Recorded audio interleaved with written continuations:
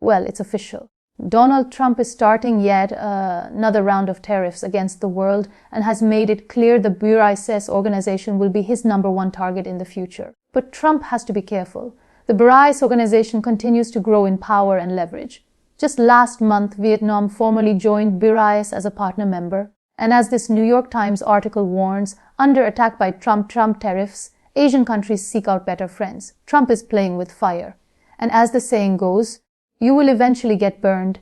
Trump is now under massive scrutiny from even his biggest Republican supporters for not releasing the Epstein files. But this isn't even the worst of his problems. Just look at this poll from YouGov, which details how Trump's approval rating is plummeting on every major issue, from jobs in the economy to foreign policy to inflation and prices, all of which are the direct result of tariffs. The US 20-year Treasury note recently jumped above 5.04% and is closing in on the highest level in 18 years, which is a clear indication the US economy is headed straight for a recession. Trump's plan of intimidating BRICS isn't working. In fact, it is achieving the opposite result in simply making BRICS stronger. Earlier this month, leaders from across the globe gathered in Rio de Janeiro, Brazil, to attend the 2025 BRICS summit. And it was during this very conference that Trump completely lost control. He fired off a series of angry messages on social media warning the world that any country aligning themselves with the anti-American policies of BRICS would be charged an additional 10% tariff. Now you might think the threat of an additional 10% tariff would be intimidating to smaller developing countries. But the truth is, this behavior is the exact reason why BRICS exist in the first place. Brazil president and host of the 2025 BRICS summit Lula da Silva said it best. We are tired of blind subservience to Washington. Brazil today is turning east where there is a partnership based on interests, not dictates. While BRICS nations commit to a more democratic and inclusive world order, Trump continues to choose a path of high tariffs and burning bridges with even the closest of American allies. Canada has now been threatened with a new 35% tariff, while 25% tariffs were placed on Japan and Korea. A shocking move for the two countries the US expects to be its biggest allies to counter Chinese influence. These actions are so clearly destructive to US prosperity and world standing. It leads one to question whether Trump is intentionally trying to collapse the country. While the United States desperately clings to its waning influence, BRICS have laid out the framework for a new multipolar future. And in today's video, we're going to break down the major developments of the 2025 BRICS conference, explain how world leaders are standing up to the US, and break down Trump's disastrous response to the increasingly multipolar world. But now, let's get back to the story of BRICS and how the organization continues to defy the odds and rise at a time of global uncertainty. Now, most people associate China as the leader of the BRICS organization. But during the 2025 summit, Brazil stole the show, using the platform as an opportunity to fight back against Trump and send a clear message to the US government and the world. These bold words coming from the Brazilian president indicate one thing. The world is changing and the US must now respect the sovereignty of countries pursuing a different path. But here is where things get very interesting. As Trump once again lost control and directly interfered into the domestic affairs of a sovereign nation. Let's break it down. As Trump has repeatedly shown, he values loyalty above all else and for several years received incredible loyalty from Brazil's former president Jair Bolsonaro, who was a massive Trump supporter and shared many of Trump's far-right views. In a striking parallel to the January 6th insurrection in the United States after losing the 2022 Brazilian presidential election, Bolsonaro's supporters stormed Brazil's capital to stage an unsuccessful coup against the democratically elected Lula da Silva. Much like Donald Trump, Bolsonaro is now facing criminal charges for his role in the insurrection and has admitted to having informal conversations with military leaders, where he explored alternatives within the framework of the Constitution to remain in power. This is literally exactly what Donald Trump tried to do when he lost the election to Joe Biden. But in a shocking turn of events, Trump announced during the BRICS summit that the US government would slap Brazil with a 50% tariff in response to Trump's close ally Bolsonaro facing persecution. Everyone, this is a blatant interference into a sovereign nation's affairs. Unfortunately, something the US government has a long and muddled history of doing, most especially inside South America. But times have changed. Countries no longer fear sanctions and tariffs from the US as Brazil's President Lula doubled down stating Brazil can survive trade without the US and will look to other partners to replace it. The truth is, many US politicians are now realizing the new world we live in. Just look at the shocked and puzzled face of Secretary of State Marco Rubio trying to explain how China and Brazil are not even using the US dollar anymore in trade today. Brazil, in our hemisphere, largest country in the Western Hemisphere south of us, cut a trade deal with China. They're going to from now on do trade in their own currencies. Get right around the dollar. They're creating a secondary economy in the world totally independent of the United States. We won't have to talk about sanctions in 5 years because there'll be so many countries transacting in currencies other than the dollar that we won't have the ability to sanction.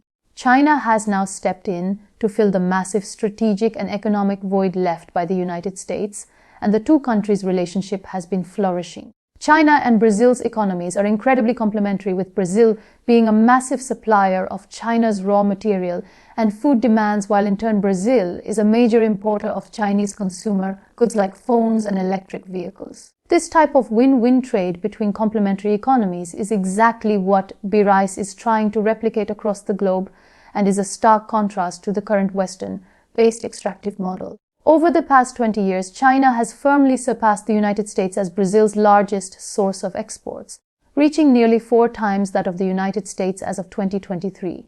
One of the biggest symbols of this transition is Brazil's automotive industry. Over the past 5 years, there has been an explosive rise in Chinese electric vehicles in Brazil. Brands like Ford are quickly losing market share to Chinese EV giants like BYD. In a shift that mirrors the broader diplomatic realignment from the US to China, BYD took over an abandoned Ford factory in Brazil, modernized it, and now provides thousands of jobs to the local economy. Whether it's smartphones or cars, China has eagerly stepped in to fill the void left by the United States, offering products that are not only more affordable, but often better quality. To further strengthen the relationship beyond economic ties, Brazil has become a key partner in China's Belt and Road Initiative, contributing to the construction of multiple ports, railways, and renewable energy projects. The most ambitious undertaking between the two nations to date is the Interoceanic Railway, a massive infrastructure project that will span the entire continent from Brazil to Peru. This mega project promises to dramatically reduce the time and cost associated with transporting goods from Brazil. Not only will it boost regional trade with Brazil's neighboring countries, but it will also turbocharge its trade with China. Whether goods are shipped through the Panama Canal or around the tip of South America, shipping from Brazil to China takes around 30 to 40 days. But with this new railway, total shipping time will be reduced by 7 to 10 days as it directly links Brazil's interior to Peru's Pacific ports. Washington has been furious with China's growing presence in the region. But with no viable alternatives to offer, what did they expect? The only recent US attempt to rival China's investment projects was former Secretary of State Antony Blinken's trip to Peru last year, where the United States donated visibly outdated rail cars that were decades old. The press conference surrounding this donation was met with international criticism, as it was seen not as a meaningful contribution to the country's development, but rather as a desperate, half-hearted response to China's investment in the region. It was widely perceived as the US simply offloading its old unwanted equipment with little regard for Peru's actual needs. Meanwhile, China is building massive infrastructure projects like the Port of Chance, China's key Belt and Road project in the continent, and China's gateway to South America. In response to Peru's highly successful partnership in building the modern Port of Chance, the US didn't try to strengthen ties or offer a better deal. Instead, Trump's special advisor on Latin American affairs called for tariffs of up to 60% on any company using the Chance port to trade with China. Once again, it's hard to comprehend how US officials don't understand that threats and tariffs will not result in a positive outcome. Investing and building relationships, two things that China is very good at, is the only way forward. As a result of these bully tactics, it's no wonder why so many South American countries are enthusiastically willing to work with China. The sad part is American investment in the region would be massively beneficial to American interest back home. The US would gain a lot from a richer and more developed Latin America. For one, it would considerably improve US illegal immigration issues and create wealth and infrastructure for American goods and services too. But unfortunately, the US foreign policy believes that other countries' gain is the United States' loss. America's closest regional neighbors and allies can see this too.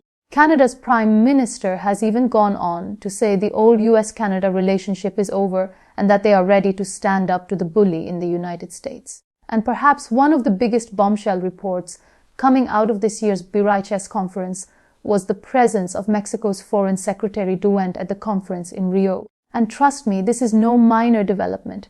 Mexico sending a high-ranking official sends a clear message to the United States. If not for the threat of being shut out of the US market, it's likely that Mexico would already be seeking full BRICS membership. Mexico and Canada are not only the United States' only two bordering countries, but America's first and second biggest trading partners by total trade volume. With Canada saying its friendship with the US is over, Mexico flirting with BRICS membership. The US can't maintain influence in its own hemisphere, let alone the rest of the world, while Brazil and Latin America took center stage at this year's BRICS summit. Major developments from other regions underscored the alliance's growing influence. Notably, the 2025 meeting marked Indonesia's debut as a full member, a significant addition as the world's fourth most populous country and a major world economy. It also welcomed Vietnam as a new partner country, a massive expansion for the bloc. Vietnam's state-led development model closely mirrors China's, and its rapid rising quality of living echoes China's trajectory a decade ago. At this stage in its economic ascent, Vietnam relies heavily on collaboration with Chinese firms to manufacture finished goods for global markets. And by joining BRICS, Hanoi sends a clear message to Washington. It is rejecting fear-mongering about containing China and instead embracing a pragmatic, cooperative approach with its neighbor. The US recognizes Southeast Asia is the ultimate prize. Once again, listen to Secretary of State Marco Rubio speak enthusiastically about the future of Southeast Asia, which ironically the United States will not be a part of if Donald Trump continues this tariff war. This is where much of the story of the 21st century is going to be written. This is where 2/3 of economic growth is going to happen over the next 25 or 30 years. And many of the countries in Southeast Asia, not only are they some of the youngest countries in the world, but they're about to see an enormous expansion of their labor markets, their labor pool, number of workers.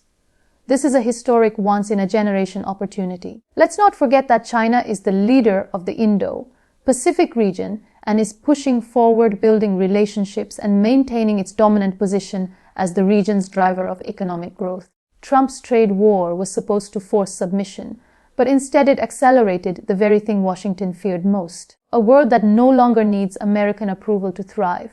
Brazil, Vietnam, Indonesia are defying Washington by proving that alternatives exist. China's investments into their countries are undeniably a better option to pursue, and pursuing them weaves safety nets for countries tired of living under America's thumb. The most ironic part of Trump tariffs and attempts to dissolve the bloc didn't weaken BRICS, but supercharged it. Every punitive measure pushes more nations into the BRICS orbit, and unfortunately for the US, it could have competed with better deals, smarter diplomacy, and real partnerships. But instead, it chose bullying. And the world is calling its bluff. The future isn't unipolar, it's multipolar, and BRICS is building it one nation at a time. The unfolding global landscape is no longer shaped by unchallenged dominance, but by the emergence of a multipolar reality, and this entire speech presents that transformation with sharp clarity. Donald Trump's aggressive tariffs, once envisioned as tools to reassert US control and discipline the global South, have instead accelerated the decline of America's hegemony. What was intended to be a pressure tactic has turned into a global wake-up call, galvanizing nations across continents to reimagine their alliances, their economic futures, and their sovereignty. The result is the rapid rise and solidification of BRICS, not as a fragile economic forum, but as a powerful symbol of resistance, of strategic realignment, and of collective ambition beyond the Western orbit.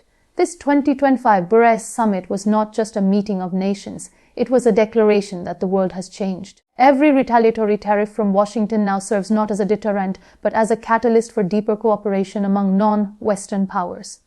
Brazil, for instance, has gone from being a hesitant participant in the multipolar movement to a confident leader, openly rejecting American coercion and embracing strategic partnership with China.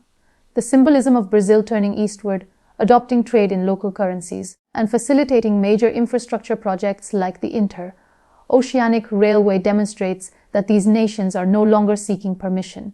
They are seeking prosperity. The rise of Chinese electric vehicles in Brazil, the fall of American market share, and the transformation of abandoned Ford factories into centers of Chinese innovation are not isolated events. They are a reflection of a tectonic shift in global economics and geopolitics. China is not merely trading with Brazil. It is investing in Brazil's future, creating jobs and building lasting trust, something Washington failed to offer in decades of interaction. Trump's foreign policy doctrine, rooted in transactional nationalism and intimidation, has ironically weakened America's standing. His interference in Brazil's domestic politics in defense of a far-right ally, his imposition of punitive tariffs on friendly allies like Canada and Japan, and his open threats to any country engaging with BRICS have exposed the fragility of the U.S. global influence. Nations once firmly in America's camp are reconsidering their positions. Even Mexico, traditionally tied closely to U.S. economic structures, is showing signs of interest in BRICS. The presence of a high-ranking Mexican official at the summit was not just a diplomatic visit. It was a signal that the world is shifting, and no amount of tariff threats can halt that evolution. The tragedy in all of this is not just the erosion of American influence, but the missed opportunity for America to thrive in a multipolar world.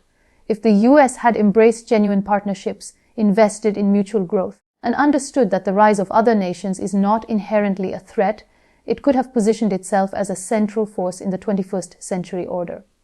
But instead, the U.S. has chosen a zero-sum path. Trump's policies suggest that any gain by the global South must come at America's expense, a view that alienates allies and pushes emerging powers further away. While China and BRICS nations build ports, railways, and trade routes, the U.S. offers outdated rail cars and hostile rhetoric. While China listens and builds, the U.S. demands and punishes. This is the reason BRICS is gaining strength. It is offering what the West has not: mutual respect, win-win cooperation, and a chance to grow without being lectured, threatened, or controlled. Vietnam's decision to join as a partner country, despite decades of U.S. attempts to pull Southeast Asia into a containment strategy against China, proves that fear no longer works. Nations want development, not division. They want investment, not interference. And above all, they want freedom to choose their paths, something BRICS promises and the U.S. under Trump's vision denies. Marco Rubio's statement, acknowledging the unstoppable rise of Southeast Asia and the decline of the dollar's dominance, was perhaps the most honest moment in this geopolitical unraveling. He inadvertently confirmed what much of the global South already knew: the tools of American power, sanctions, reserve currency dominance, trade leverage, are becoming obsolete. As more nations conduct trade outside the US dollar, as infrastructure projects connect continents without a single American firm involved, as governments refuse to bend to Washington's demands, it becomes abundantly clear that the unipolar world is finished. The conclusion of this speech is not a celebration of America's decline. It is a reflection on the cost of arrogance and the rewards of partnership. Had the US embraced change, respected sovereignty, and competed through innovation instead of intimidation, the world might still see America as a leader of the new era. But instead, the future is being shaped by countries that once stood on the sidelines: Brazil, Indonesia, Vietnam, South Africa, and more, now stepping into center stage with the support of China, Russia, and India. These nations are not being pulled together by ideology, but by a shared experience of being pressured, punished, and ignored by a system that demanded loyalty without delivering fairness. BRICS is no longer an experiment. It is the foundation of a new global order. Each new sanction and tariff from Trump pushes the world further away from Washington and deeper into BRICS orbit. The shift is irreversible. The movement is real. And the leadership vacuum left by the US is being filled, not by force, but by cooperation. History will remember this decade as the turning point, not just because new alliances formed, but because the old empire tried to crush resistance and ended up awakening it. Trump tried to make America feared again, but all he made was BRICS stronger than ever. The future isn't waiting for American permission anymore. It's building itself, one railway, one port, one country at a time. And the world is no longer watching from the sidelines. It is marching toward a new dawn.